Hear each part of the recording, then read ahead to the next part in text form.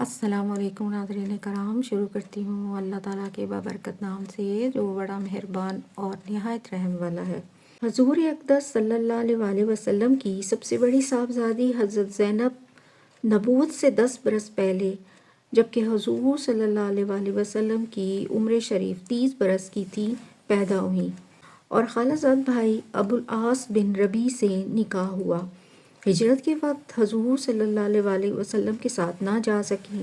ان کے خاوند بدر کی لڑائی میں کفار کے ساتھ شریک ہوئے اور قید ہوئے۔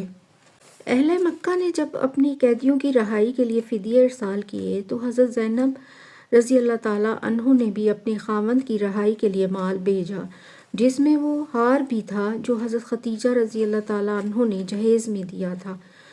حضور پاک صلی اللہ علیہ وآلہ وسلم نے اس کو دیکھا تو حضرت ختیجہ کی یاد تازہ ہو گئی۔ آپ دیدہ ہوئے اور صحابہ کے مشورے سے یہ قرار پایا کہ ابو العاص کو بلا فدیہ کے اس شرط پر چھوڑ دیا جائے کہ وہ واپس جا کر حضرت زینب رضی اللہ تعالیٰ عنہ کو مدینہ بھیج دیں گے۔ حضور صلی اللہ علیہ وآلہ وسلم نے 2 آدمی حضرت زینب رضی اللہ تعالیٰ عنہ کو لینے کے لیے ساتھ کر دیے کہ وہ مکہ سے باہر ٹھہر جائیں، ان کے پاس ابو العاص پہنچا دیں۔ چنانچہ حضرت زینب رضی اللہ تعالیٰ عنہ نے اپنے دیور کنانہ کے ساتھ اونٹ پر سوار ہو کر روانہ ہوئیں۔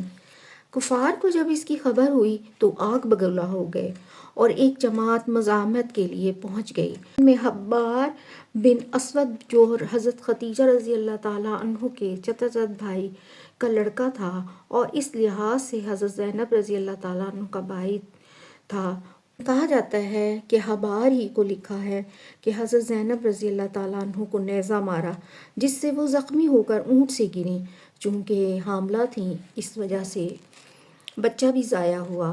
کنانہ نے تیروں سے مقابلہ کیا۔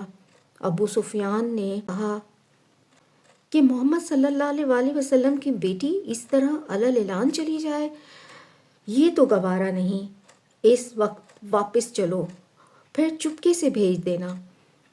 کنانہ نے اس کو قبول کر لیا اور واپس لے آئے۔ 2-1 روز بعد پھر روانہ کیا۔ حضرت زینب رضی اللہ تعالیٰ عنہ کا زخم کئی سال تک رہا اور اس میں بیمار ہو کر سن 8 ہجری میں انتقال فرمایا۔